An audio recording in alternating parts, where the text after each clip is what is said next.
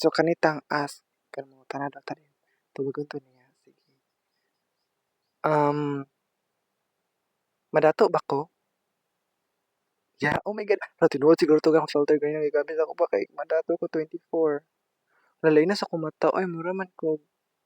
Nagdalag na kumata. Sige lang po.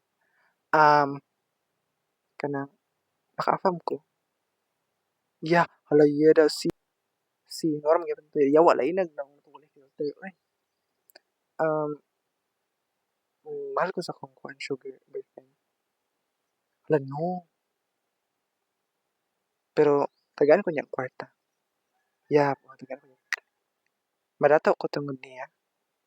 Yes, hala. Pero dili ko niya love. Yes. Pero love ko niya. No, hala dili ko love niya.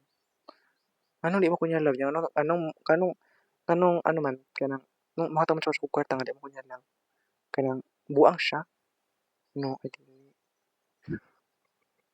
Yung anong jadi ko niya love yung ano taga ko niya kwarta yung anong iya ko pa dito. Kanang unsa ko na siya uyab karon lain. Yari yawa. Bulagan ko to. Kanang if bulagan ako siya, dili na ko dato. No. So madato pa rin ko. No. Ano basta man na. Ano ka kanang madato ko? Madato ko. Oh, sure. Kahit tungod sa akong sugar boyfriend. Oh, yeah.